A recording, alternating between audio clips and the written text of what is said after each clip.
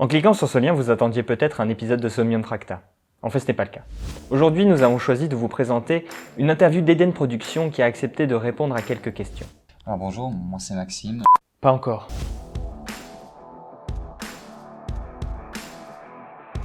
Pour ceux qui seraient tombés sur cette vidéo au hasard, permettez-moi de revenir sur ce qu'est le Continuum Project. En 2013, le premier épisode d'Assassin's Creed Brotherhood Rebirth, saison 1 du Continuum Project, fait ses débuts sur YouTube. Elle relate les aventures d'Emilio Adalberti, maître assassin, déterminé à écarter les Templiers du pouvoir. La fan web-série prend alors source dans l'univers de la saga Assassin's Creed d'Ubisoft. Elle devient la raison pour laquelle le studio choisit, plus récemment, d'introniser son créateur Maxime Sevenster à la prestigieuse Mentors Guild. Nous nous sommes donc rendus à Paris afin de le rencontrer en compagnie d'une partie de son équipe lors d'une interview. L'occasion pour eux d'apporter plus de détails sur les personnages ainsi que sur l'histoire de la série et d'aborder ses mystères et ses perspectives d'avenir.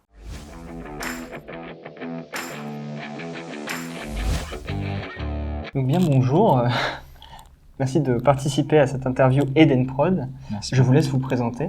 Alors bonjour, moi c'est Maxime, 29 ans, je suis le papa d'Eden Prod et l'interprète d'Emilio et de Corvus. Et bonjour, du coup, moi c'est Étienne. Je suis donc l'interprète de James Miles et également réalisateur d'Assassin's Creed Modern Times et de quelques épisodes de Somnium Tracta. Donc le Continuum Project et Modern Times sont vos deux séries respectives, donc, nées de l'univers d'Assassin's Creed. Pouvez-vous les résumer en quelques mots ? Alors pour la saison 1, ce sont des assassins qui combattent des Templiers, donc les gentils contre les méchants, il n'y a pas vraiment de profondeur. Par contre, dans la saison 2, on a essayé de rapporter un petit plus quand même, à savoir que les assassins sont toujours là, cependant il y en a qui ont des doutes et qui s'en vont, mais l'histoire est à peu près la même. Margot apprend que son père est toujours en vie, qu'il souhaite asservir l'humanité, elle n'est pas d'accord, ils essaient de le retrouver, mais il y a un personnage qui se montre entre eux pour les en empêcher un petit peu, on va dire, donc Corvus en question. D'accord. Et pour toi Étienne ? Du coup, pour la guerre d'Eden, on est sur une histoire de 3 élus qui ont pour mission de détruire les fragments d'Eden. Et ils vont devoir faire face à plusieurs imprévus afin d'y arriver. D'accord. Et donc, quelles sont l'origine de vos séries ? Qu'est-ce qui vous a donné envie de faire vos deux séries ? Alors, pour ma part, c'est en jouant à Assassin's Creed 2 lorsqu'il est sorti, j'ai découvert la licence avec celui-là, et j'ai adoré les phases en fait modernes. Et je me suis dit que ça pourrait être bien de créer une histoire qui se passe vraiment, mais 100% à notre époque, sans animus, sans rien, vraiment se concentrer là-dessus. Et c'est comme ça qu'est né le projet. Et pour la série de Étienne ? Et pour ma part, c'est un peu long, mais je vais abréger. J'ai connu le jeu via mon meilleur ami avec Assassin's Creed Brotherhood. J'ai beaucoup aimé les déplacements. J'ai recherché sur YouTube ce que c'était. C'était du parcours. Et j'ai voulu créer quelque chose donc avec du contenu par rapport au parcours. Ça s'appelait AC Parcours et c'était sur mon ancienne chaîne Flanity Productions, sa chaîne Production. Et avec ça, j'ai voulu créer une petite histoire par rapport à ça et c'est de là qu'est née la guerre d'Eden. Donc deux aspects différents vous ont chacun séduit. Tout à fait. Donc pour toi le parcours et toi Moi, donc, c'est l'histoire. Et d'où est née votre collaboration ? Bien, on s'est rencontrés tous les deux sur une page Facebook qui s'appelait en vrai Assassin's Creed Secret. J'y ai été emmené par un certain Steven Jackman qui parlait bien de mon projet La Guerre d'Eden. Et c'est là que j'ai rencontré Max. Je sais plus si c'est lui ou moi qui m'a envoyé un message, mais c'est bien toi. Pour me dire que ma série avait du potentiel, qu'elle était pas mal, qu'il y avait des choses à développer, tout ça. Mais qu'il y avait vraiment beaucoup de choses à améliorer de ça. Et moi, sur le coup, j'étais jeune, donc j'ai pas du tout kiffé la façon dont il a critiqué, quoi. Du coup, je me suis dit, mais c'est qui ce connard, ça ? Et j'avoue que ouais, c'était un peu puéril de ma part, mais j'étais jeune. Bon, je suis toujours jeune, hein, mais à l'époque plus ou moins. Ouais. Et du coup, ouais, c'est parti du fait que j'ai vu sa série ensuite. Je trouvais que c'était pas ouf, mais bon, on a tous commencé tout en bas pour aller plus haut, et son histoire était vraiment pas mal. Donc je me suis dit, ouais, ça serait cool qu'on lit nos séries. Du coup, on en a discuté tous les deux, et c'est là qu'est venu Assassin's Creed Cut Fate.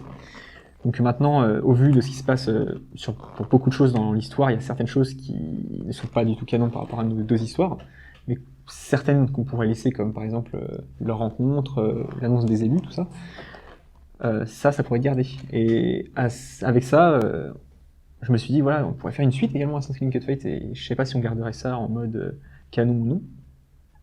Et finalement, on s'est arrangé tous les deux et on s'est dit, ouais, ce serait cool qu'on lit vraiment notre deux séries, quoi. Ça rentrait bien. Et après, il a rejoint Tenprod. Voilà. D'accord.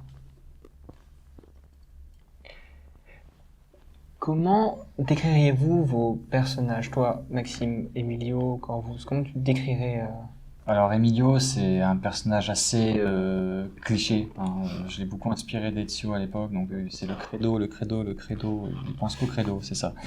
Au départ, Emilio n'a pas vraiment de personnalité, c'est vraiment développé juste avant de se faire tuer, en fait. Alors que Corvus, lui, par contre, j'ai pris le temps de le créer, j'ai pris le temps vraiment de le développer, et pour être clair et précis, Corvus, c'est la personnification du chaos.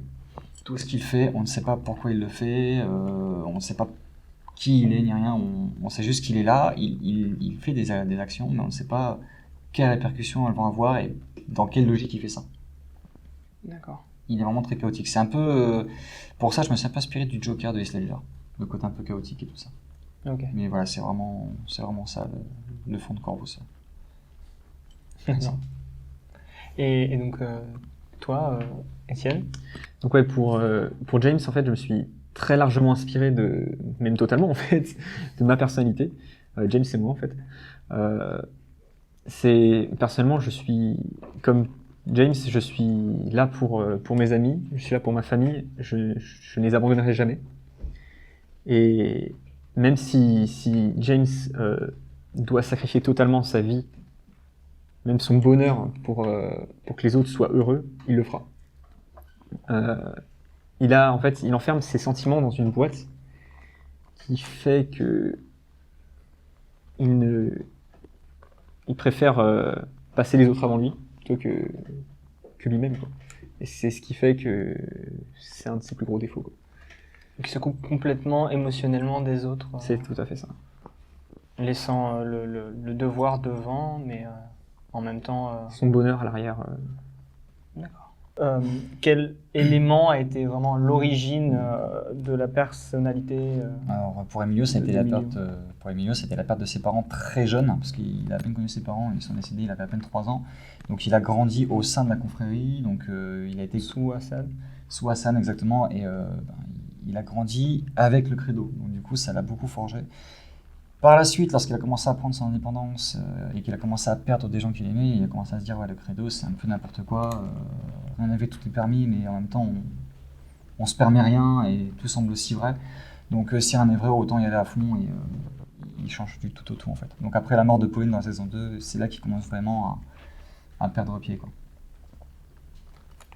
Et quelle relation lie les deux personnages donc, de James et d'Emilio? Alors, Emilio a été le mentor de James pendant un court laps de temps, 3 mois. à peu près 3 mois.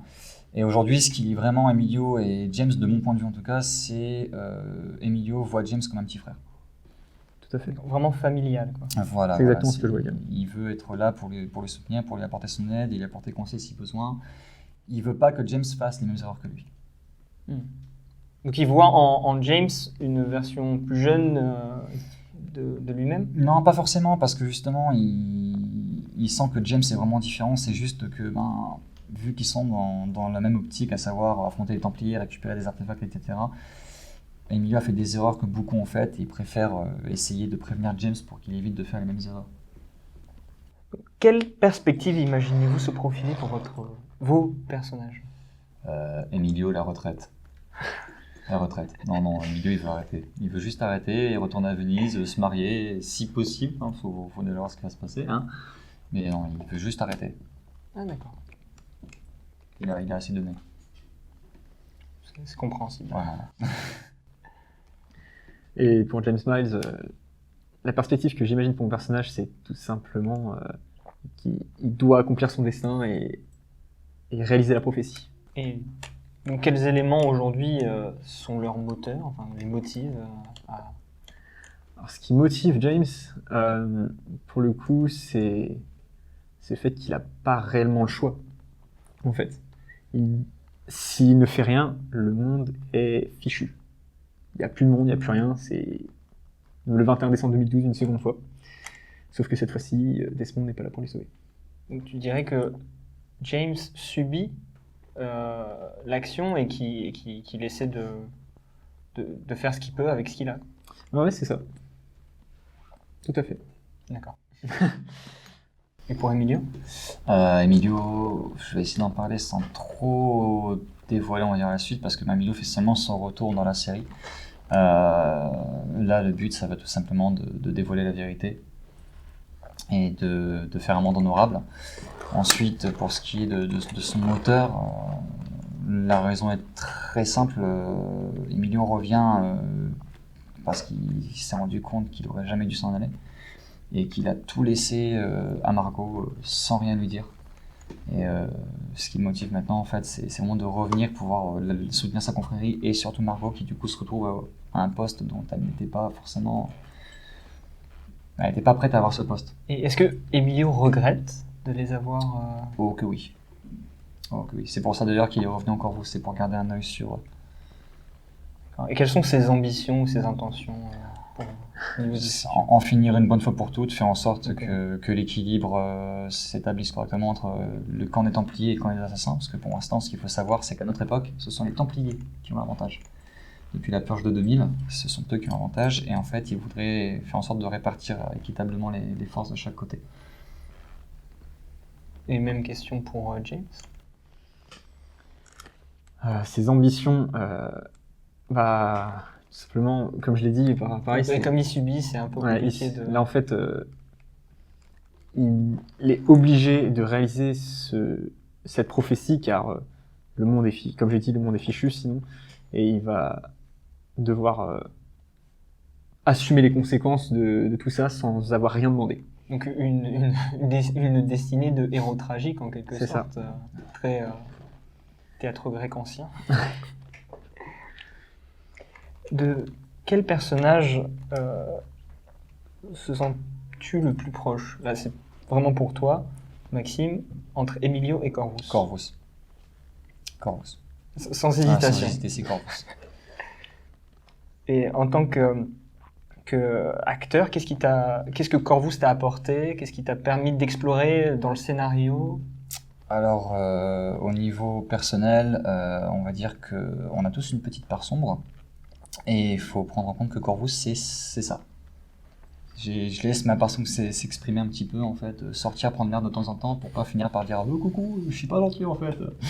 Donc non, c'est pas ça, mais il me permet vraiment d'explorer un petit peu ça. Et il y a une chose que j'ai toujours voulu faire, mais que j'avais jamais eu l'occasion de faire, c'est jouer, mais sans le visage.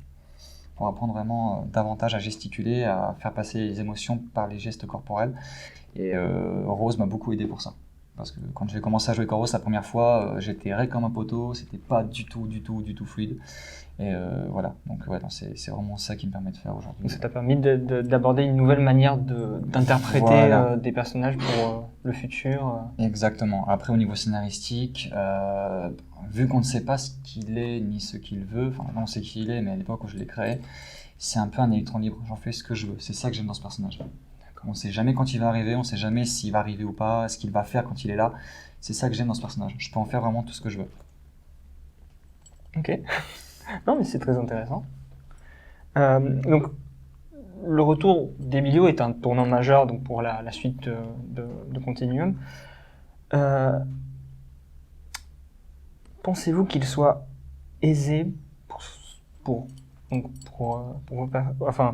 surtout pour Emilio, de revenir après les agissements de Corvus? Absolument pas. Alors là, non, c'est mort. Il va pas revenir comme une fer et faire coucou, je suis là. Non, c'est sûr. Voilà, c'est susceptible de créer des conflits à l'intérieur de la guilde. Je pense pas que ça créera des conflits parce que Emilio est maintenant assez malin pour comprendre que quand il faut fermer sa bouche, il faut fermer sa bouche. Mais il va tout faire pour faire en sorte d'éviter le conflit. Mais oui, il pourra pas revenir aussi facilement en disant coucou, j'ai disparu 2 ans, me revoilà, je suis là. C'est impossible. Donc non, ce sera pas facile du tout pour lui de revenir comme ça, quoi. Il va falloir qu'il refasse ses preuves et qu'il prouve que s'il est parti, c'était pour une excellente raison. Ok. Donc Emilio, il ne semble pas avoir envie d'abandonner la couverture de Corvus, comment James réagirait à la vérité en tant que donc, disciple d'Emilio?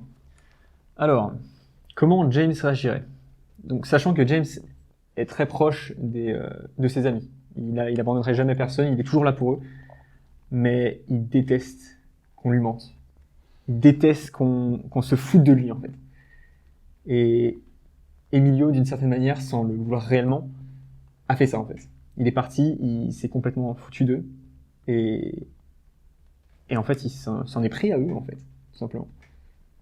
Et James, ça arrivera un jour. Il y aura un jour la révélation comme quoi notre très cher Emilio est Corvus. Et il réagira mal. Vraiment. C'est sûr et certain, il réagira très mal au point, limite, peut-être, de ne plus avoir envie d'entendre parler de lui. Je vais essayer de faire mal. Donc, depuis que Corvus est apparu dans la série, on a eu une mention de Shadow Walker, Rose Noire. Qu'est-ce qu'il représente dans la série de ce même fractal? Alors déjà, ce qu'il faut savoir, c'est que ces 2 guildes ont été créées pour les besoins du scénario. Et en fait, dans l'histoire qu'on a créée, les Shadowwalkers sont l'élite de l'élite. Ce sont eux qui s'occupent de tout ce qui est mission vraiment périlleuse, genre désarmer des missiles nucléaires par exemple, dans des bases, etc., infiltration, assassinat de personnalités politiques, ce genre de choses. Et les Roses Noires, qui est une guilde à côté, mais qui travaille en corrélation avec les Shadowwalkers, les aident au niveau de tout ce qui est information, dissimulation, infiltration. Les Shadowwalkers, en fait, sont un mythe. On ne sait pas quand ils sont passés, on ne sait pas quand ils reviendront, mais on sait qu'ils sont passés par là. Et ça, c'est possible que grâce aux Roses Noires, qui sont là aussi, dans les backstage, et qui coupent les caméras et celles de sécurité au moment où ils passent pour se dire, voilà, c'est pas possible, ils sont pas humains. Donc les 2 guildes travaillent... Voilà, les 2 guildes travaillent ensemble, et il est intéressant de savoir que chaque Shadowwalker est lié à une Rose Noire, et le seul duo qu'on connaisse aujourd'hui Shadowwalker Rose Noire, c'est Corvus Roxanne. D'accord. Donc Corvus fait partie des... Corvus est le leader de Shadowwalker à l'origine. Roxanne était la leader de Rose Noire. Mais c'est 2 confréries différentes. Elles travaillent ensemble, mais elles sont complètement différentes. Donc à part entière, mais... voilà. D'accord. Donc le personnage de James est depuis plusieurs années un membre de la guilde d'Emilio. Toutefois, on sait que la guerre d'Eden est en intense préparation.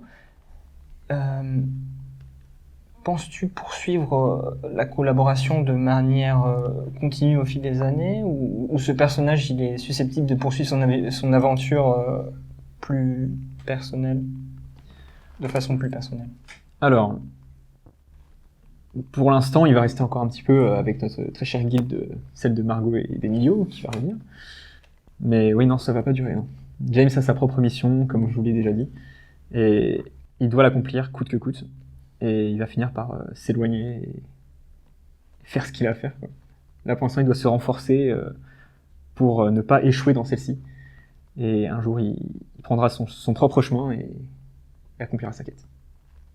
Donc là, il prend le temps de se préparer pour donc cette quête plus tard. Tout à fait. D'accord. Entre les 2 personnages de James et Emilio, qu'est-ce que vous pensez est le plus grand point commun? Entre James et Emilio? Oui. Entre James et Emilio, je pense que le plus grand point commun, c'est peut-être le credo qui les lie. Mais de mon point de vue, c'est le seul point commun qu'ils ont. Après, ils sont totalement différents. Par exemple, de mon point de vue, après tu me diras s'il a raison ou pas, de mon point de vue, James a compris dès le début que tout seul, il ne pourrait rien faire, que l'union fait la force, là où Emilio a tendance à vouloir agir en solo pour éviter de perdre les gens à qui il tient. Et comme voilà, exactement. son combat contre Ezekiel durant le milieu de la saison 2. Tout à fait. Et pour ma part, en vrai, je pense à peu près la même chose que toi, mais j'avais pensé quand même que, moi, personnellement, je trouvais que Emilio et James tenaient quand même énormément à leurs amis, à leur famille, et étaient prêts à tout perdre, sans exception, pour pouvoir les protéger. Et je pense que c'est un de leurs points communs, en fait. Honnêtement. Et vis-à-vis des 2 séries, pensez-vous qu'il y a un élément particulier qui est susceptible de les rapprocher ou de les différencier? À part le fait qu'on parle des fragments d'Éden et que nos personnages respectifs apparaissent dans les deux séries, après, ce sont deux histoires complètement différentes. On va dire que lui se concentre vraiment plus sur le conflit assassin-templier. Moi, mon but, c'est vraiment d'aller plus loin, d'aller dans... Sauver le monde. Voilà, sauver le monde, c'est-à-dire le côté Issou, le côté ceux qui étaient là avant. Moi, vraiment, je vais me concentrer à fond sur les fragments d'Éden. Les tiens, on en voit de temps en temps, on sait qu'ils sont utilisés par les Templiers et des assassins. Moi, comme mon but est de les détruire, je vais vraiment me concentrer sur l'histoire des Issous, de ceux qui étaient là avant et de l'impact qu'ils ont eu sur notre monde, quoi. Donc en parlant des fragments d'Éden, ils ont une place prédominante dans les deux séries. Est-ce que vous rattachez-vous à des artefacts canons dans la série, dans la saga Assassin's Creed, ou alors avez-vous créé de toutes pièces des artefacts pour les besoins de vos deux séries? Alors, oui et non. Je te laisse commencer pour toi. Puis après... Alors pour ma part, je ne reste que sur le canon en fait. Pour ma part, à ce niveau-là, en tout cas sur les fragments d'Éden. Si on en parle, James Milestone, il n'existe pas hein, en Assassin's Creed. Mais ouais, je reste pour ma part sur des artefacts canons. Plusieurs vont apparaître par exemple déjà dans la guerre d'Éden. On en voit déjà un en réalité même deux. On en voit déjà deux dans les premiers épisodes de la guerre d'Éden. Si on regarde bien. Et d'autres sont susceptibles d'arriver. Et peut-être dans de futures saisons, il y en aura bien plus, évidemment. Ok, alors que pour Sonum Fracta, c'est un peu des deux en fait, parce que autant on a la pomme d'Éden, qui est un fragment d'Éden canon, il y a d'autres fragments qui vont apparaître dans la série qui sont aussi canons, mais par exemple, une grosse anecdote, hein, le masque que porte Elena, à l'origine ne devait pas être un artefact. Cependant, l'actrice qui jouait Elena sous le masque, parce qu'à la base le masque servait à cacher une cicatrice qu'Emilio lui avait faite, l'actrice a dû partir en urgence lors du tournage et complètement affolée, Rose et l'équipe ont déposé l'actrice chez elle, ont trouvé une solution et se sont dit voilà, on va prendre ça c'est un masque, ok, il est doré, c'est un artefact d'Éden, point barre, il change l'apparence des gens, voilà. Et on est parti sur l'histoire des jumelles justement, donc Elena et Roxane qui sont faites des sœurs jumelles. Donc la création à la base de cet artefact était vraiment pour en quelque sorte sauver c'est ça, la série. pour sauver les meubles. Mais ça, bizarrement, ça a bien fonctionné. C'est ça, je trouve, c'est ça. On s'est rendu compte en fait en relisant les deux scénarios par la suite que le fait que l'actrice ait dû se désister avait été une très bonne chose. Ouais. Mais on lui en veut pas. Oui, clairement pas. Non. Bon. Là, une petite question. Quelle scène avez-vous préféré tourner et pourquoi?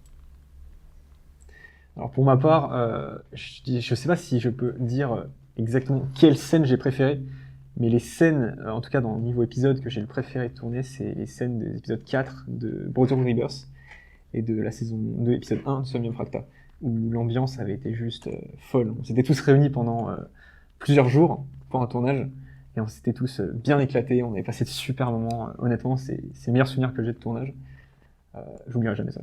Vraiment, c'est the best, quoi. Alors, pour ma part, le meilleur souvenir, j'en ai plusieurs. Et je pense que je vais en choisir qu'un. Ce qu'il faut, je dirais mon tournage avec Monsieur Ruben Langdon en 2019. Parce que ce monsieur est mon idole, littéralement. Donc, pour ceux qui ne connaissent pas ce monsieur, c'est un acteur cascadeur américain qui fait aussi de la double doublage. Et c'est lui qui fait la motion capture et la voix de Dante dans la saga Devil May Cry, par exemple, entre autres. Et j'ai grandi avec sa voix aussi. Et le fait de l'avoir chez nous pour tourner une scène, ça a été un immense privilège et ça a été vraiment l'éclat total parce qu'il était très gentil, très drôle, très porté sur détends-toi, ça va bien se passer et tout. Et c'était vraiment un très bon moment. Mais quasiment tous les tournages que j'ai fait étaient des bons moments en général. Donc si je dois en retenir qu'un, ce serait celui-là, mais il y en a tellement d'autres qui sont au même niveau. D'accord. Avez-vous une anecdote en particulier que vous aimeriez partager avec votre public Ouais. Ah. Vas-y, je te laisse commencer si tu veux. Moi, une anecdote. Honnêtement, moi, c'est compliqué pour le coup. J'en ai trop en tête en vrai. Anecdote. Tu veux pas commencer? Ok. Bon, pareil, j'en ai plusieurs, mais je vais en prendre une. Donc, la plus lointaine, au niveau de la distance, ça a été au Japon. Lorsqu'on a tourné au Japon, on tourne une scène du personnage de Margot, en fait, qui passe les portiques pour sortir du métro. Et on voit des Japonais qui passent devant la caméra. Donc, on en a un qui regarde discrètement la caméra, mais on se rend compte que les autres ne regardent pas du tout la caméra. Mais c'était assez drôle de voir que ces personnes qui passaient devant la caméra, une fois derrière la caméra, s'arrêtaient pour sortir l'appareil photo. Et on avait 50 Japonais derrière en train de prendre des photos et des vidéos comme ça. Puis j'étais avec la caméra, ok, c'est bien, continue. Puis photo, clac, clac. Et j'ai trouvé ça vachement sympa. C'était hyper rigolo de voir aussi après, lorsque j'ai dit couper, les gens disaient, ouais, on peut faire une photo et tout. Quoi? Bon? Non, c'est gentil, non, on n'a pas le temps. Mais c'était sympa, non, c'était vraiment sympa de voir à quel point ils sont respectueux, parce qu'en France, j'ai l'impression que parfois ils s'en foutent un peu. C'est une autre culture. Les photobombes, on en a eu des photobombes, hein, on en a eu. Ça, c'était sympa. Ouais, du coup, pour le coup, moi, je vais être honnête, j'ai beaucoup de mal à trouver une anecdote. Au niveau souvenir, je suis pas, voilà quoi. Mais ouais, je dirais la fameuse anecdote de Max sur sa fameuse blessure à la main qui s'est fait durant un tournage. Est-ce que vous voyez la scène où comment dire, Lazare trahit la confrérie dans Assassin's Creed Syndicate Fracta? Notre très cher Emilio tape contre une vitre. Qu'est-ce qui lui arrive? Là, il casse évidemment, oui. Et un bout de verre tombe sur sa main. Il s'enfonçait dedans quand j'ai frappé. Il est passé à travers la protection au cuir que j'avais mise. Pour une fois que je mets une protection, ça sert à rien. Bon, ça va, notre très cher Max va bien depuis. Hein, mais il en a gardé une belle cicatrice. On les aléas du métier. Voilà, il n'y a pas de risque. Enfin, il y a toujours des risques, je veux dire. Vos deux séries se poursuivent depuis plusieurs années. On sent que vous avez chacun un cœur de véritable fan de la saga Assassin's Creed. Après tout ce temps, est-ce que vous vous sentez toujours au cœur de cet univers ou souhaitez-vous tout de même progressivement vous en détacher? Ou avez-vous envisagé un nombre déterminé de saisons jusqu'à la fin de vos séries respectives? Alors pour ma part, je suis un grand fan depuis des années du coup de Assassin's Creed, oui. Et honnêtement, pour l'instant en tout cas, je suis pas prêt de m'arrêter à ce niveau-là. J'ai tellement de livres sur l'histoire, sur le lore d'Assassin's Creed pour me renseigner, pour essayer de pas faire d'erreurs, et même si on est obligé de faire quelques erreurs par rapport au lore de Assassin's Creed, car on a créé des personnages dans l'univers et on peut pas forcément être canon sur toute la ligne. Et honnêtement, pour ma part, je sais que ça va durer encore un moment. Je peux au moins vous dire, sans vous spoiler quoi que ce soit, que après la saison 1, un épisode spécial est prévu, que c'est sûr et certain qu'il y aura une saison 2, il n'y aura pas de saison 3, mais peut-être un long métrage pour conclure la saison 2. C'est pas encore défini, mais qui sait? Suspense. Donc toi Maxime Alors nous pour la série il y aura une 3e saison, mais pareil on ne sait pas encore si on va la faire sous forme de long métrage ou sous forme de série. Ça dépendra vraiment de la durée en fait de l'histoire qu'on a racontée. La saison 3 sera la dernière, donc il n'y aura pas de 4e saison tout de suite en tout cas, pour la simple bonne raison que même si je suis un grand fan de la licence, j'ai tu te peur, fatigues un peu. c'est même pas que je me fatigue parce que je suis toujours autant passionné, mais il y a toujours des coups de mou forcément. Oui. Mais en fait, j'ai pas envie que les gens associent systématiquement Eden Productions à Assassin's Creed. Je veux qu'on s'émancipe un petit peu de cette image et qu'on leur montre qu'on a autre chose à proposer, comme le projet Flower for a Killer de Brice, mais on a aussi des projets... Donc étendre en fait la Voilà. marque Eden. Voilà, exactement, vraiment dire voilà, on fait de la création autant originale que de la création inspirée de comics, d'autres jeux vidéo par exemple. Donc on va vraiment sortir de ce cadre-là. Après, on refera du Assassin's Creed, forcément, j'y reviendrai forcément, mais ce sera pas forcément avec les mêmes personnages, ou alors ce sera bien des années après, ce sera une autre histoire, mais voilà, il y a pas mal de choses à prendre en compte. Donc à la fois oui, je veux continuer, mais en même temps, si je peux lâcher cette image de Eden Assassin, ce serait bien aussi. Et étant fan donc de Devil May Cry, as-tu pour projet de créer du contenu en rapport avec ce jeu vidéo-là? J'adorerais. C'est un projet que j'adorerais pouvoir faire, mais honnêtement, si on fait ça, on va prendre notre temps pour le faire, si un jour on le fait. Et surtout, Capcom ne rigole pas, il faut les autorisations, etc. Donc, j'espère que ça se fera un jour, mais pour l'instant, ça reste qu'un rêve. D'accord. Donc, Somnium Fracta a beaucoup d'épisodes comparés donc, à la première saison, Brotherhood Rebirth. Est-ce qu'on peut s'attendre à un final qui soit totalement épique, d'une longueur un peu plus importante que les autres? Vous n'êtes pas prêts. C'est tout ce que je peux vous dire, vous n'êtes pas prêts. Si vous avez trouvé que la fin de la saison 1 était bien, vous avez trouvé que la saison 2 elle est complètement abusée. C'est juste ça, mais vous n'êtes pas prêts. Et oui, la fin de la saison 2 sera dans un épisode bien plus long. D'accord. Raison. Ouais. Donc, avant de faire le This or That, on vous propose une petite activité qui s'appelle Kiss, Marry, Kill, où on vous donne 3 personnages et que vous, en tant que, pas en tant que personnage, mais vous en tant qu'acteur, Ouais. toi en tant que Maxime, Ouais. lequel tu embrasses, lequel tu maries, lequel tu tues. Ok, Et ça vous marche. deux avez 3 personnages différents. Ok. Donc pour toi, Maxime, on te propose Minaos, Roxane et Margot. Kiss, Marry, Kill. Alors, Kiss Margot, Marie Roxane, Kill Minaos. Direct sans... Direct. Et donc pour toi, James, on te propose Dominique, Margot et Emilio. Je dirais Kiss Margot, Marie Emilio et Kill Dominique. Là, je vous laisse le mot de la fin. Avez-vous quelque chose à dire?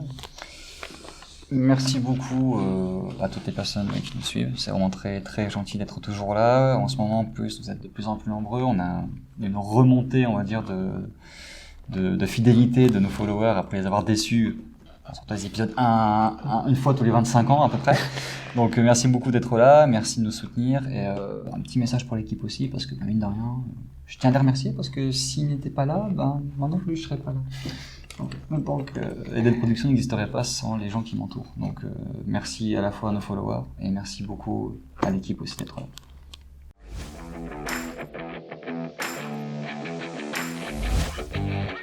Donc, bonjour et bienvenue à l'interview Eden Prod. Je vous laisse vous présenter pour les spectateurs. Interprète de Roxane Leskov, on m'appelle Rose, je ne donnerai pas mon vrai prénom, mais voilà. Je suis aussi coach acting au sein de la sauce et vice-présidente. Et du coup, moi je suis Ivy et j'ai repris le rôle de Margot. Et elle m'aide aussi pour le coach acting de temps en temps. Oui, c'est vrai. Bien, comment décririez-vous vos personnages? La question qu'on ne voulait pas. Je t'en prie. C'est très très très compliqué de décrire Roxane parce que elle est jamais elle-même. C'est le premier truc à savoir. Je dirais qu'elle est un peu à l'image de Chorus, elle est très très chaotique. On voit très très peu de bribes de vulnérabilité, ça arrive, mais c'est super super rare. Elle est très hargneuse, c'est la première chose pour laquelle on la voit. Elle est très colérique, elle a une haine très profonde. Mais ça va peut-être changer maintenant avec ma collègue ici. On verra plus tard. Donc, Et toi, du Ivy, coup, alors, Margot, au début, elle n'était pas forcément effacée, mais disons qu'elle n'était pas au premier plan. Elle était dans la guilde parce qu'elle était en couple avec Emilio, elle avait suivi et tout. Et là, c'est plus compliqué parce qu'elle doit faire face à des nouvelles responsabilités. Et elle est d'un côté désemparée parce qu'elle a perdu son amour et elle doit prendre en main la guilde alors qu'elle n'a jamais demandé ce poste et elle pense pas le mériter. Mais à côté, elle essaye d'être forte pour le souvenir de son amour perdu, pour les autres membres de la guilde, pour Roxane, parce qu'elle a un lien très particulier avec elle, donc forcément, elle veut être à la hauteur et elle se dit, si les gens me font confiance, c'est qu'il y a quelque chose et donc il faut que je me batte et que je sois forte pour eux, en fait. Ok. Alors, ce sera plus facile, je crois, pour Rose de répondre à cette question. Comment as-tu créé et composé en fait ton personnage? Parce que je sais que toi, tu reprends le rôle de Margot, donc c'est un peu plus compliqué. Alors en fait, ce qu'il faut savoir, c'est que déjà de base, je devais pas jouer dans la série. En fait, je devais vraiment me concentrer sur les acteurs. Et quand Maxime a vu ma manière de jouer, d'interpréter les personnages, il m'a absolument demandé de créer une grosse personnalité féminine qu'on n'avait pas encore. Et on avait donc Margot qui était vraiment un peu vulnérable, très humaine, mais on n'avait pas de vraie, interprète féminine un peu sombre, vraiment dans le sombre. Même Elena qui était templière était très théâtrale, elle n'était pas vraiment sombre, c'est pas ce qu'on peut après appeler sombre. Et donc du coup j'ai créé Roxane vraiment dans cette optique de on sait pas ce qu'elle veut, on sait pas ce qu'elle fait, on sait pas pourquoi elle est là, et on le découvrira peut-être petit à petit dans la série. Mais et j'ai été très libre de la créer. Il m'a vraiment donné carte blanche. Donc beaucoup de liberté. Quoi. Ah oui, complètement carte blanche. Il m'a dit tu en fais ce que tu veux. Et j'avais une anecdote d'ailleurs sur la création de Roxane. Elle vient d'un animé à la base. L'inspiration vient d'un animé. Et c'est un très particulier, c'est Yu-Gi-Oh 5D. Il y a la rose noire dedans. D'accord. Ah. Il y a la rose noire dedans et elle vient de là, en fait. Okay. Je voulais créer une rose noire. Voilà. D'accord. Et donc bon. Alors je sais que tu reprends un rôle, toi Ivy.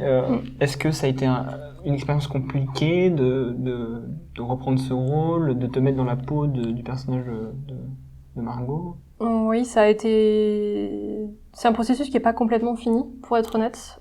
Je suis encore en train de travailler dessus. J'ai posé beaucoup de questions aux différentes personnes qui interviennent dans la série, pour leur demander des conseils, comment ils voient le personnage, parce qu'effectivement, j'ai regardé toutes les scènes où Céline joue, pour voir, elle, comment elle jouait le personnage, mais elle joue beaucoup avec elle-même, en fait, avec son personnage. Enfin, comme tous les acteurs ici, vu qu'on n'est pas professionnels, on base énormément les personnages sur nous-mêmes. Du coup, je pouvais clairement pas me calquer à 100% sur elle, puisque je serais jamais elle. Donc, il fallait forcément que j'apporte ma version, mais en me basant sur quelque chose. Donc, je travaille autant en regardant ce qu'elle a fait du personnage que les conseils des autres et en me disant, comme il y a aussi une transformation du personnage, vu qu'elle devient la chef de guilde et tout, entre guillemets, je reprends le rôle à un moment clé où c'est intéressant et où c'est moins gênant d'avoir un changement d'acteur, parce que du coup, le personnage subit une transformation de toute manière. Une réinvention. Voilà, c'est ça. Donc c'est moins problématique parce que de toute façon, je joue une nouvelle facette du personnage. Enfin, je présente une nouvelle facette du personnage au spectateur. Du coup, j'apporte aussi mes forces entre guillemets au personnage, et c'est moins problématique de reprendre le rôle parce que on voit une nouvelle facette du personnage. Et as-tu beaucoup de liberté pour réinterpréter le rôle ou Oui, alors je pose énormément de questions à Maxime ou à Rose, puisqu'ils connaissent le mieux le personnage, forcément. Mais quand j'ai des idées ou des suggestions, ils sont toujours ouverts pour m'écouter, pour me dire, écoute, c'est une super idée, on va l'intégrer, ou là non, Margot, elle aurait pas fait ça, ou elle aurait pas dit ça comme ça, donc on va plutôt le modifier, le faire comme ça. Mais en tout cas, ils sont toujours ouverts et toujours curieux de mes idées. Donc même si on ne garde pas tout à 100%, bien sûr, mais j'ai le droit de proposer des choses. Toujours. Puis on te laisse la liberté aussi de l'interpréter parce qu'on te fait confiance et que t'es une très bonne actrice selon moi. En tout cas, je pense. Hein. Quoi, c'est vrai, j'ai jamais vraiment rien à redire sur aucune des scènes de la nouvelle Margot, honnêtement. Parce que j'aime beaucoup Elle lui a ajouté une fragilité qu'il n'y avait pas avant, bien plus convaincante. Et je pense que c'est ce qui manquait aussi dans la série. Quelqu'un de très humain au milieu d'une grosse guerre, en fait. Et c'est ça qu'elle apporte. C'est pour ça que j'aime beaucoup la dynamique de nos personnages. Ah oui, ça c'est sûr qu'on se complète bien. Clairement. C'est super, c'est vraiment super à interpréter. Donc vous êtes toutes deux au sein de Eden Prod, directrices d'acteurs. Comment procédez-vous pour coacher les autres comédiens sur les lieux de tournage? Avez-vous une méthode particulière? C'est moi. Comme tu veux. On a à peu près la même vision de toute façon, donc comme Ivy l'a dit tout à l'heure, de toute façon on n'est pas vraiment professionnel et on s'aide énormément de choses qu'on a vécues nous-mêmes, de vraies émotions, de la vraie vie, des choses qu'on nous envoie dans la tronche forcément. Et je pense quand on est amateur, ça aide énormément à être convaincant devant la caméra. Donc ça passe déjà par connaître la personne, vraiment avoir un espèce de, pas forcément une grosse amitié, mais au moins une relation de confiance et de respect pour vraiment, qu'on se comprenne. Et ensuite, moi, j'essaye de leur rappeler ce qu'ils ont vécu, des choses similaires qu'ils pourraient se rappeler. Encore une fois, la mémoire aide beaucoup. et de retranscrire ça en fonction de la scène qu'ils ont devant les yeux. Donc, c'est vraiment se baser sur ce qu'on a déjà vécu et de le retranscrire à l'écran quand la la situation s'y prête. Et ça a plutôt bien marché. On a deux acteurs qui ont évolué de cette manière-là, énormément. C'est l'interprète de Minaus, Rhys, et Elise qui n'est plus là maintenant. Mais la première part de Blackbird, pardon, ouais, elle était un peu coincée au début, énormément coincée, on en a beaucoup parlé. Elle-même le disait, hein, il y avait pas, elle disait elle-même qu'elle voulait s'améliorer, et c'est de cette manière-là qu'on est passé de l'épisode 1 à l'épisode 1 de la saison 2, où elle m'a complètement bluffé avec une nouvelle facette de Blackbird, quoi. Donc c'est vraiment une méthode d'acteur comme l'acteur studio, où on se base sur des Non, faits qui c'est sont... plus- où c'est- Je dirais que c'est purement amateur. Après, je sais pas, j'ai pas de formation, donc je peux pas dire. Enfin, j'ai fait beaucoup de théâtre à côté, mais beaucoup plus en tant que c'est votre hobby. propre interprétation de chaque... D'expérience, c'est ce qui est le plus convaincant à mes yeux, en tout cas. On peut pas vraiment retranscrire quelque chose qu'on n'a jamais ressenti, je pense. À mes yeux, c'est plus ça. C'est tout. C'est ça. Vis-à-vis de vos personnages, avez-vous pu établir vous-même le style vestimentaire donc, toi de Roxane et toi du rôle de Margot que tu as repris? Avez-vous une liberté particulière Du coup, oui, pour ma part, j'ai énormément... Il a fallu que je me réapproprie aussi son style vestimentaire, puisque Céline avait un style qui lui était propre. Encore une fois, qui venait aussi de son quotidien et de sa vie réelle de personne. Elle a une morphologie beaucoup plus fine et beaucoup plus petite que moi, donc je pouvais pas choisir les mêmes éléments de vêtements et que ça m'aille aussi bien. Ça aurait pas fonctionné parce que j'ai pas du tout la même morphologie. Donc il a fallu que je réfléchisse à ce que je voulais montrer. Et effectivement, comme je disais tout à l'heure, comme on a aussi cette évolution du personnage, je pouvais apporter des changements à sa garde-robe qui montraient effectivement le fait qu'elle prenait plus de poids sur les épaules et plus de charges et plus de responsabilités par rapport aux autres. Du coup, encore une fois, j'ai énormément discuté avec les autres membres de l'équipe. Et c'est deux personnes en particulier qui m'ont vraiment aiguillée dans une direction qui m'a beaucoup parlé, parce que ça fait vraiment, ça fait plusieurs années même que je suis dessus et que j'arrivais pas à trouver. On a essayé plusieurs choses, ça fonctionnait pas, j'arrivais pas à me retrouver dans le personnage.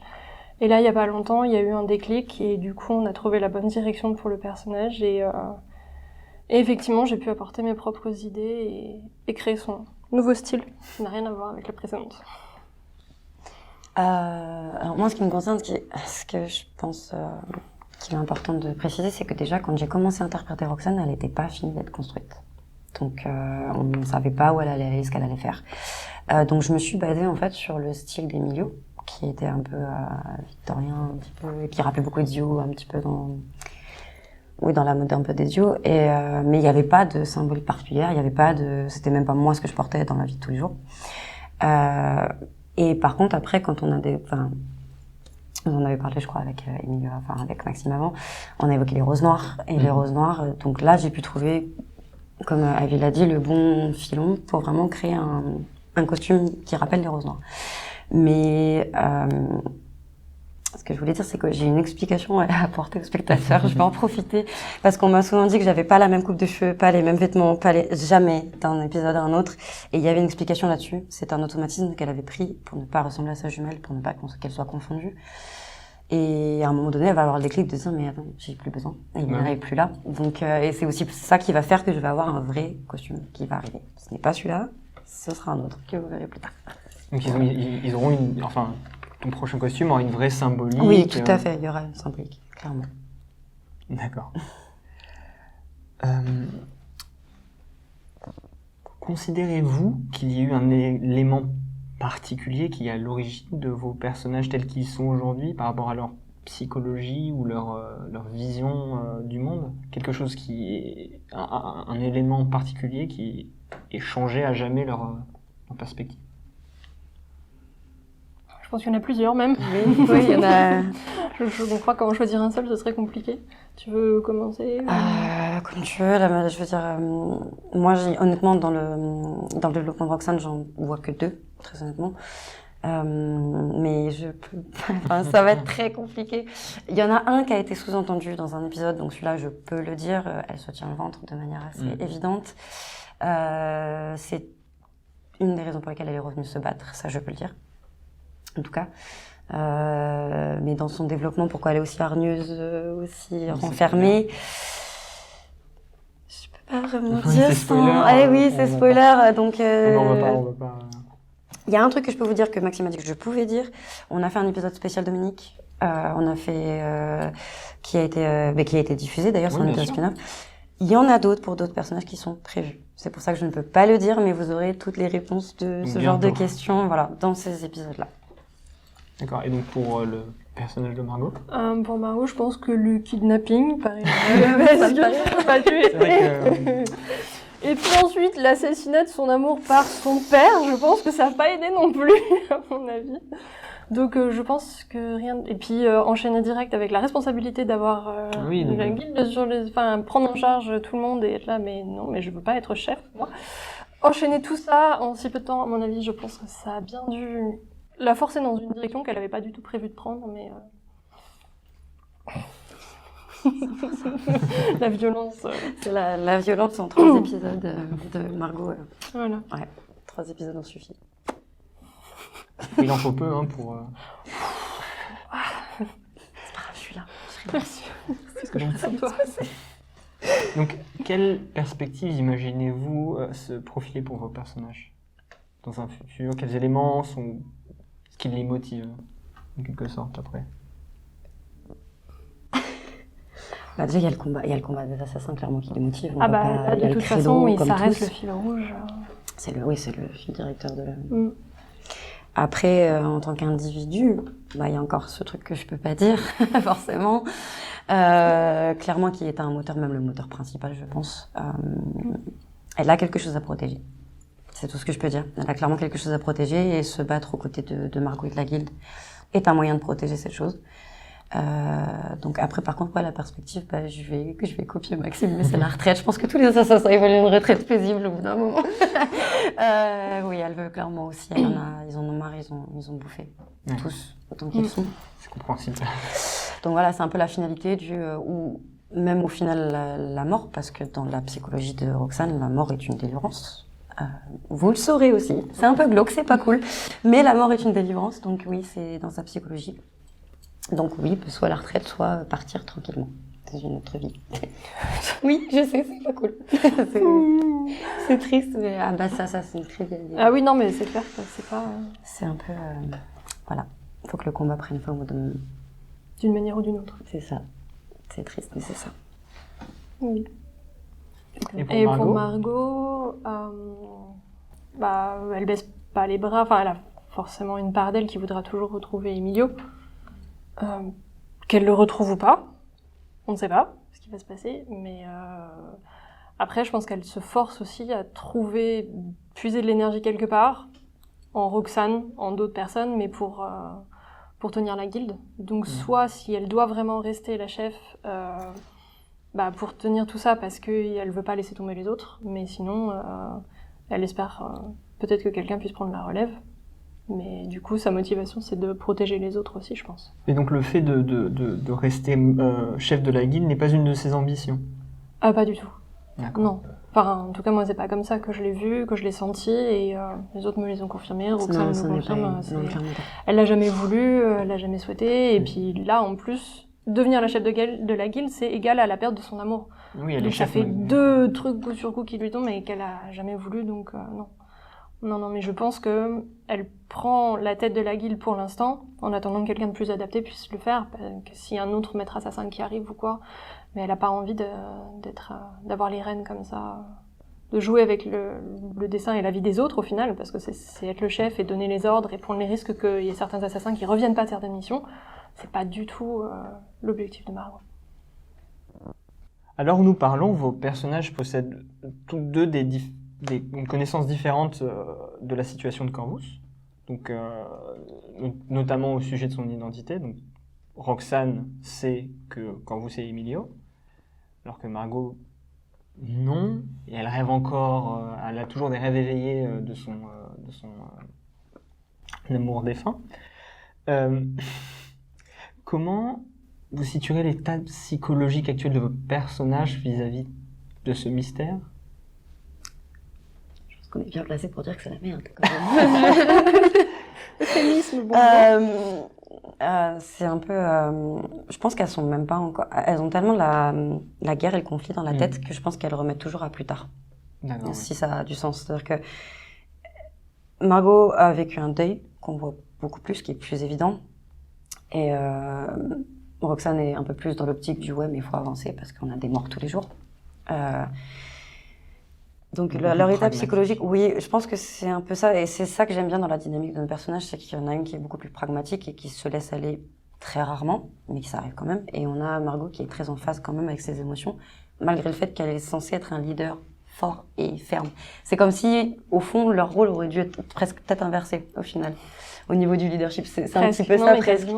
Ouais. Mais aucune des deux veut le rôle, en fait. Elles ne s'en veulent pas. Mais oui, non, l'état psychologique, c'est vraiment ça. C'est qu'il y en a une des deux qui essaie d'être pragmatique et l'autre qui se laisse un petit peu aller et qui, comme vous le dites, elle en rêve. Donc on verra comment ça va se passer, mais l'état psychologique, il est un petit peu catastrophique, pour le coup. 36e dessous. Oh. Pensez-vous que ça peut être une source de conflit, que Margot va pouvoir peut-être pardonner à Emilio si elle l'apprend ou est-ce que c'est du spoil et qu'on n'a pas... Alors, je ne sais pas. Si Margot devait découvrir la vérité, je pense que c'est pas difficile d'imaginer qu'elle serait pas spécialement heureuse, parce que Corvus fout quand même bien la merde.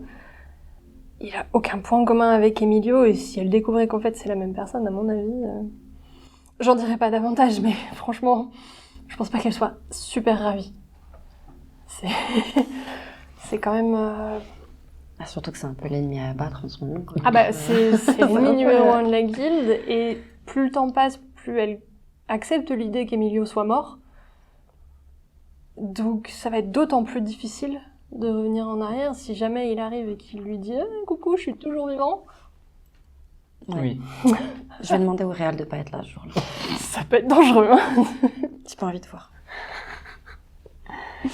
Donc au fil des saisons, la guilde a perdu énormément de membres. Pensez-vous que les difficultés de traversée de vos deux personnages soient susceptibles de les souder ou de conduire à un éclatement? Parce que les souder. Complètement. Ouais.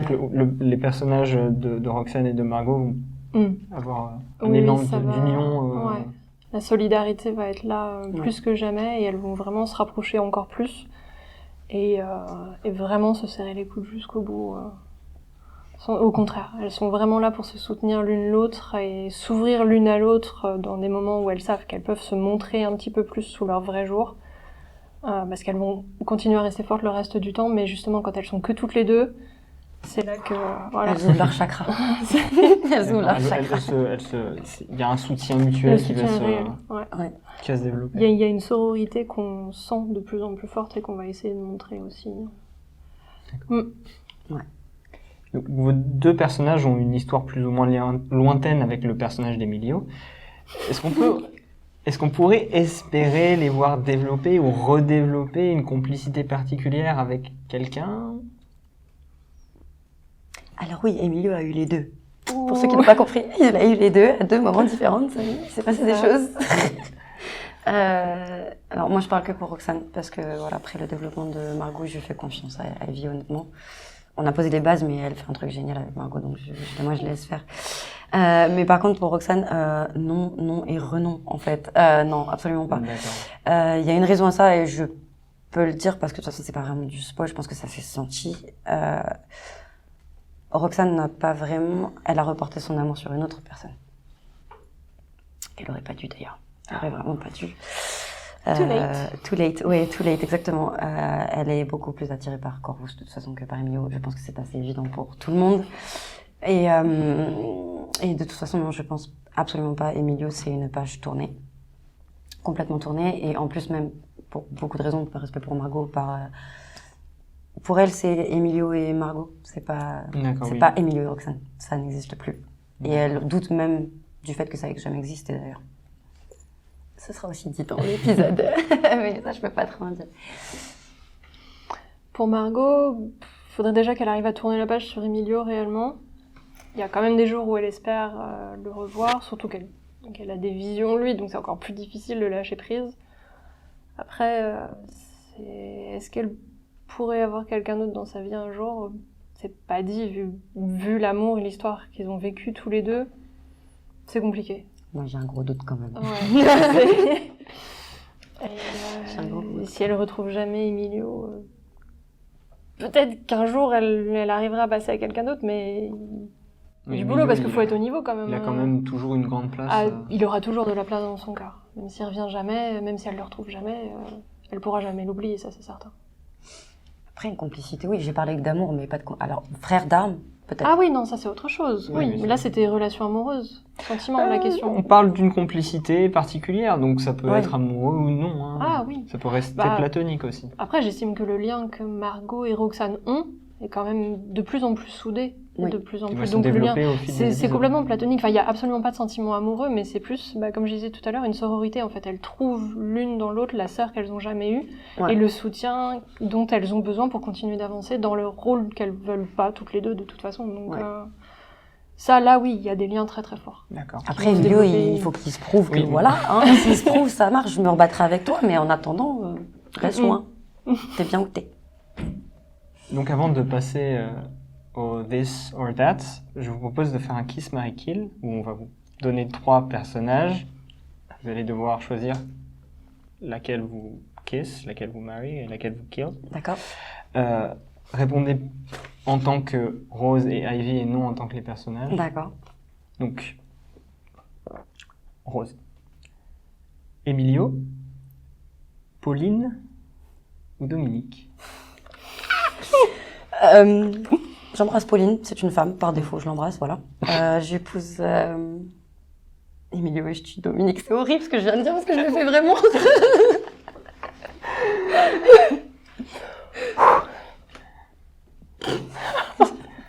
Donc pour toi, Ivy, on te propose James, Emilio et Roxane.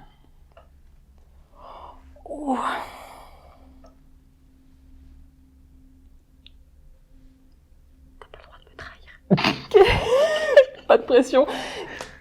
Kiss, James, Marie, Roxane, Murder, Emilio. Waouh, t'as raison, je peux pas le blairer non plus. Mais bon. Sans regret. Il faut choisir au bout d'un moment. Je peux pas kiss tout le monde. Hein. C'est bien, tu m'as épousée, je suis fière de toi. Ah bah quand même. Je vous remercie beaucoup d'avoir participé à cette interview. Et Merci. on vous retrouve pour le This or That.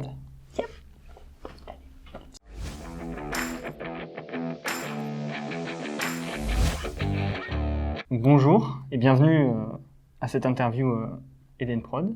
Bonjour, merci à vous. Je te laisse te présenter. Donc Brice Médard, 25 ans, comédien en formation à l'Écart et je suis acteur, scénariste et aussi un petit peu assistant réalisateur pour Eden Prod.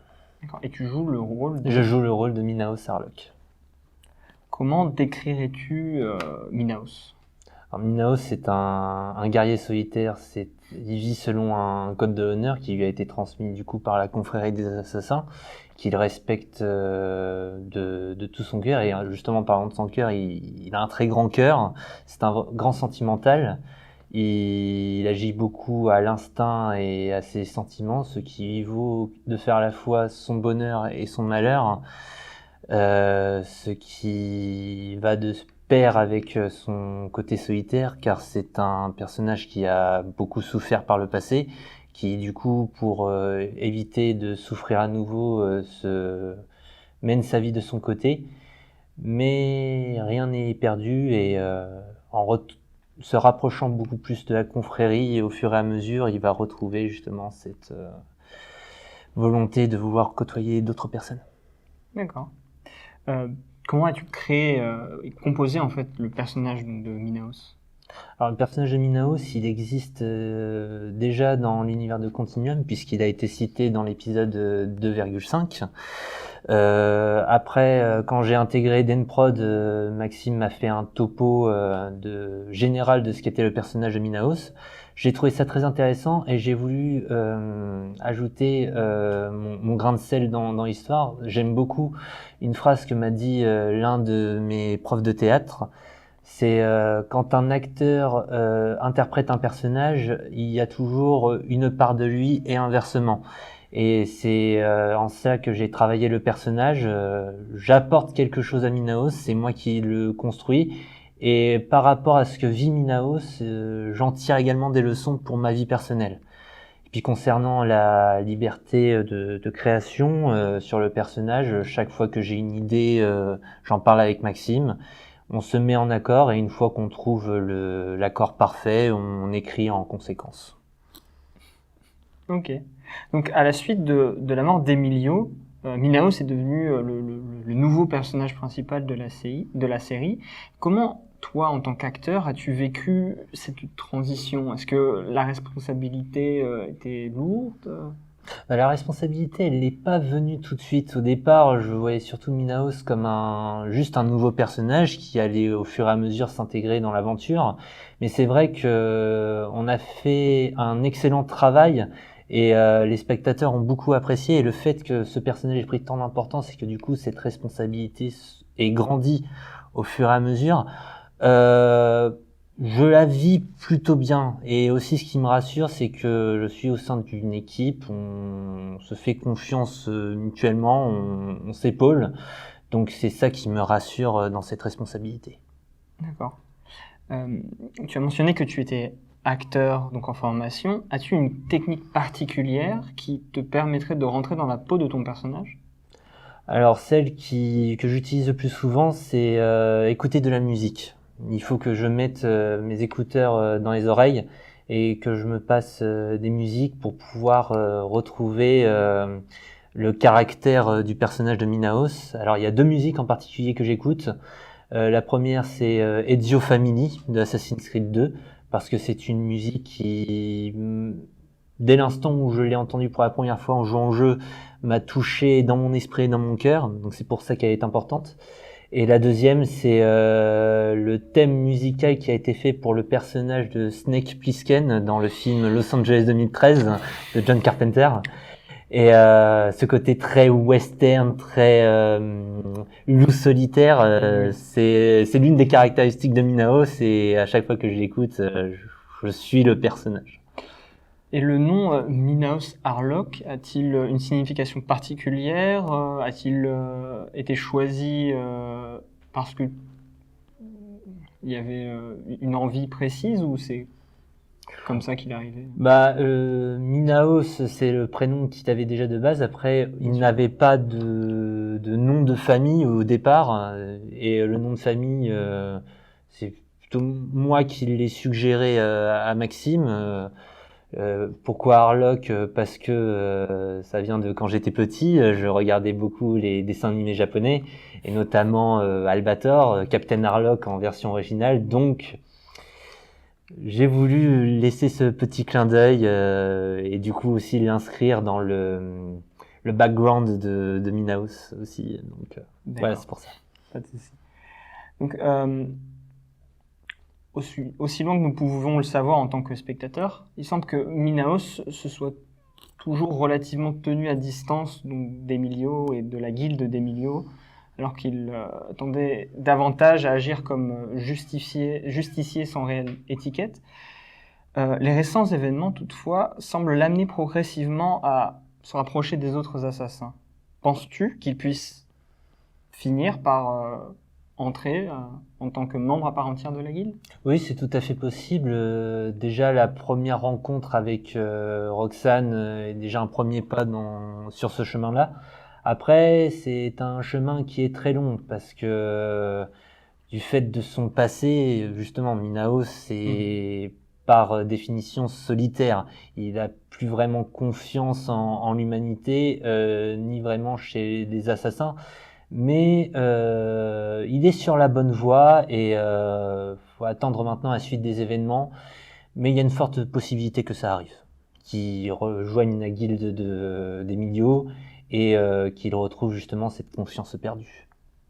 Penses-tu qu'il y a un événement particulier qui est en quelque sorte fondé ce qu'il est maintenant? Oui, il y en a un, c'est justement tout la source de son traumatisme qui est le massacre des Shadowwalkers par Corvus, qui a changé Minaos du tout au tout. Parce que quand c'est arrivé, Minaos était encore très jeune, il avait 18 ans. Il a beaucoup perdu dans cette histoire. Mais c'est un petit peu comme les arts martiaux, on apprend des choses, mais c'est bien aussi de faire une remise à zéro pour réapprendre ce qu'on sait déjà, mais aussi en apprendre davantage. Et c'est exactement ce qui se passe avec Minaos. Il savait des choses, il était déjà quelqu'un avant cet événement, et après cet événement, bien que ça l'ait changé, il est reparti de zéro, il se redécouvre tel qu'il était, et les événements qui s'enchaînent maintenant dans la série lui apprennent de nouvelles choses. Il apprend de nouvelles leçons, et ça va beaucoup l'aider pour son avenir. D'accord. Donc, Minaos entretenait une amitié réelle avec Emilio, mais voit aujourd'hui Corvus comme son ennemi juré. Comment imagines-tu la réaction de Minaos lorsqu'il apprendra que sa plus grande peur, celui qu'il est le plus au monde, n'est autre que Emilio? Ça va être un choc. Ça va être un choc parce que justement, toute sa vie, Minaos a dissocié deux personnages. Il a dissocié Emilio d'un côté, donc comme un ami de la confrérie, comme un confrère justement, et de l'autre côté Corvus qui, quand ils étaient chez Shadowwalkers, avaient quand même une très forte amitié l'un envers l'autre. C'était comme deux frères. Et lorsqu'il y a eu ce massacre, il a totalement perdu ça. C'est comme s'il avait perdu un membre de sa famille, dans un sens. Et le jour où il va se rendre compte que ces deux personnes qui connaissent sont la même personne, ça va être un très grand bouleversement. Il va y avoir de la colère, beaucoup de tristesse et du regret aussi. Et ça va être très compliqué pour Minaos de refaire confiance et aussi d'arriver à lui pardonner. Mais je pense qu'il est suffisamment intelligent pour prendre les bonnes décisions pour l'avenir ensuite. D'accord. On a pu découvrir donc le personnage de Minaos au milieu de la saison 2, et on a pu constater une réelle dualité de cœur dans ce personnage. Il est tiraillé entre l'amour, le devoir, il se voit quelque part comme son propre ennemi à travers ses peurs, et à la fois comme la seule personne qui puisse sauver. Penses-tu qu'il soit capable un jour de trouver une paix d'esprit, s'épanouir dans un contexte particulier?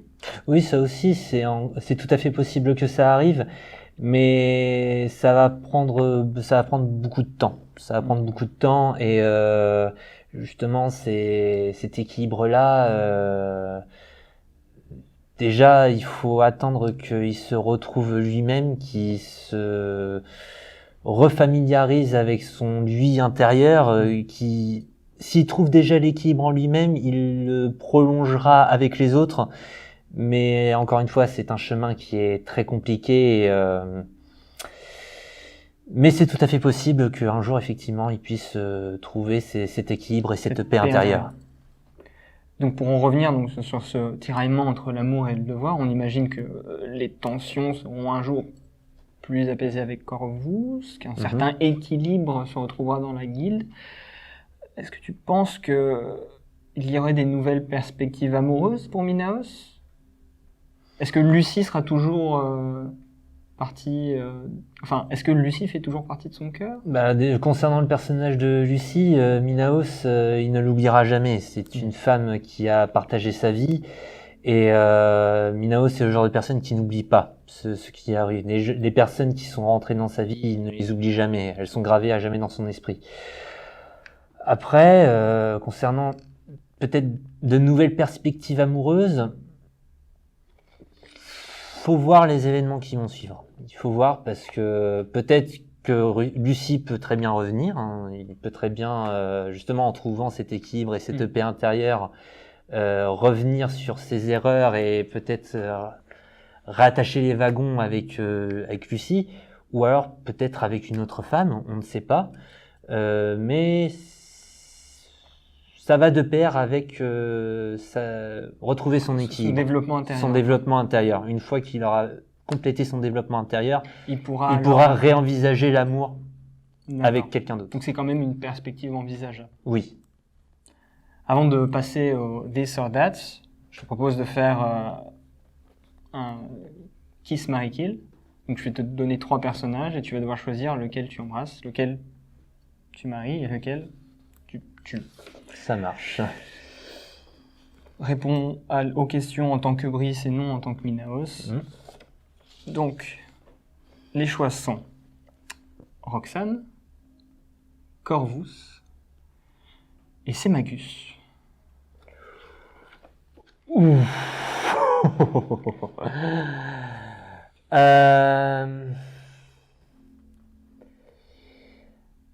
Kiss Roxane. Mary Sémagus. Et Kill Corvus. Eh bien, je te remercie d'avoir participé à cette interview. Merci à vous de nous l'avoir accordé. Et on se retrouve pour le This or That. Let's go. Emilio ou Corvus? Corvus. Emilio. Corvus. Emilio. Emilio. Arme blanche ou arme à feu? Arme blanche. Arme blanche. Blanche. Arme blanche. Masque ou capuche? Capuche. Capuche. Capuche. Masque. Monologue de méchant ou one-liner? One line. One-liner. One-liner. One-liner. One-liner. Helena ou Ézéchiel? Elena. Ézéchiel. Nickel. Ezekiel. Ézéchiel. Seul ou en équipe? Seul. En équipe. En équipe. Seul. Amour ou devoir? Amour. Amour. Amour. Amour. Amour. Galéjade ou baliverne? Baliverne. Baliverne. Déjà. Galéjade. Baliverne. Rose rouge ou rose noire? Rose noire. Rose rouge. Rose noire. Rose rouge. Rose noire. Discret ou frontal? Ça dépend. Discret. Discret. Frontal. Alpha ou oméga? Alpha. Et Oméga. Alpha. Alpha. Oméga. Japon ou Italie? Italie. Japon. Italie. Italie. Japon. Stylo ou simple stylo? Stylo. Simple stylo. Simple stylo. Simple stylo. Rêve ou réalité? Rêve.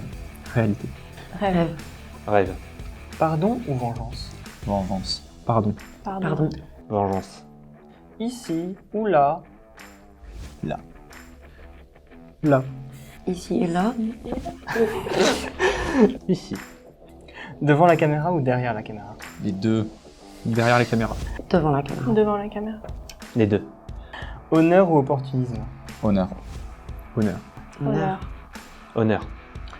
Julien Maréchal ou Maxime Sevenster?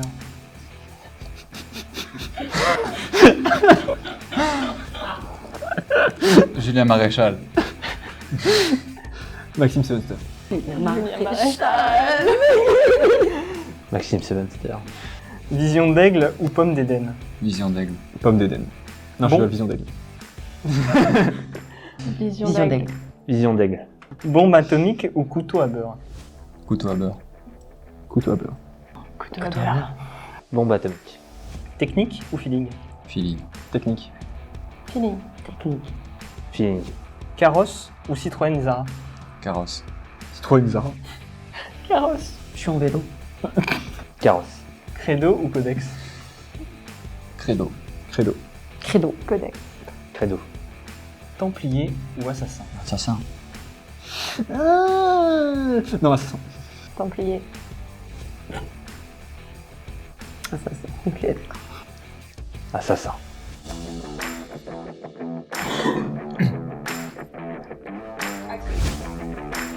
Emilio ou Corvus? Corvus. Ah, parce que je devais répondre aussi Mais oui, les deux.